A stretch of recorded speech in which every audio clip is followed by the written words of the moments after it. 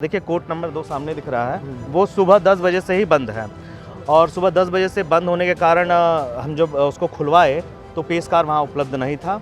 पत्रावली के बारे में पता किया तो पत्रावली भी उपलब्ध नहीं है यहाँ पर। और जब यहाँ पर पता किया गया कि एसडीएम साहब से, नायब साहब से, एडीएम साहब से, तो बहुत ज़्यादा वार्ता के बावजूद वो कहे कि भाई जिसके न्यायालय का है वही इसको इंडोर्स कर सकते हैं, हमारे बस का नहीं है। और हमें इनकी बातों से लग रहा है कि केवल मामले को ताला मटोल कर दिया जा रहा है और ये बताया गया है कि ये छप्पर और बाउंड्री वॉल के रूप में जो है अवैध कब्जा है। इसके अंदर में भवन का कोई जिक्र नहीं है और न भवन अवैध कब्जे में है।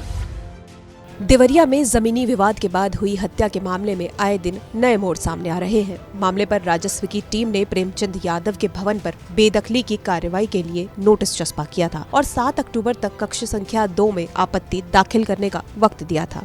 अब इस मामले को लेकर जब प्रेमचंद यादव के परिवार के अधिवक्ता ने तहसील जाकर अपनी बात रखनी चाहिए तो उनके साथ वहां जो कुछ हुआ वो हैरान कर देने वाला है।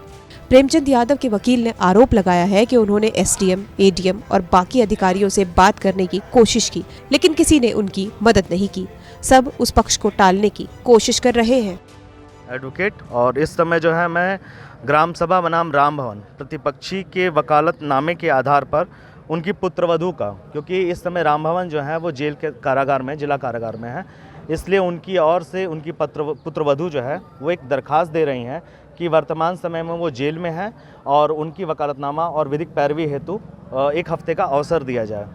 लेकिन यहाँ तहसील में जब आपत्ति पत्र तैयार करके सुबह 10 बजे से देखा गया तो तहसीलदार, देखिए कोर्ट नंबर 2 सामने दिख रहा है, वो सुबह 10 बजे से ही बंद है और सुबह 10 बजे से बंद होने के कारण हम जब उसको खुलवाए तो पेशकार वहाँ उपलब्ध नहीं था।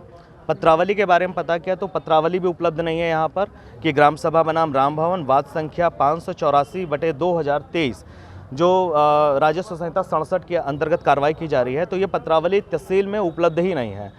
इसके बाद जो है तहसीलदार साहब को पूछा जा रहा है तो तहसीलदार साहब का तो सस्पेंशन हो चुका है, लेकिन इंचार्ज में बरहत जी हैं। बरहत जी इस समय 10 बजे से लेकर 2 बजे तक बरहत तहसील के अंदर में तहसील दिवस का कार्यक्रम कर रहे हैं। और जब यहाँ पर पता किया गया कि एसडीएम साहब से, नायब साहब से, एडीएम साहब से, तो बहुत ज़्यादा वार्ता के बावजूद वो कहे कि भाई जिसके न्यायालय का है वही इसको इंडोर्स कर सकते हैं, हमारे बस का नहीं है। और हमें इनकी बातों से लग रहा है कि केवल मामले को ताला मटोल कर दिया जा रहा है और कोई काम नहीं करना चाहते हैं। आज तहसील दिवस भी है, तो क्या 2 बजे के बाद भी कोर्ट का समय भी कितना देर तक चलेगा? देखिए नॉर्मली कोर्ट जो है यदि तहसील दिवस होता है अब तक के मामलों में तो तहसील दिवस के दिन कोर्ट नहीं चलता है, लेकिन अगर कोर्ट चलाती है तो 2 बजे के बाद भी कोर्ट चल सकता है।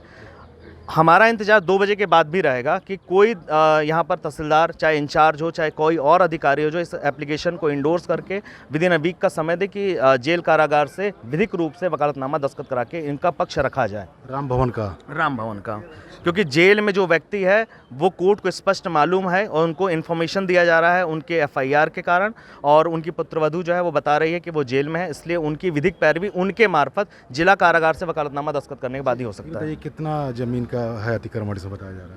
देखिए ये जो दाखिल किया गया 67 उत्तर प्रदेश राजस्व संहिता 2006, इसमें इन्होंने नोटिस जो जारी किया है RC20 जारी होती है RC19 के थ्रू, और ये बताया गया है RC19 की चर्चा तब तक नहीं होगी जब तक हम पत्रावली को देख नहीं लेंगे।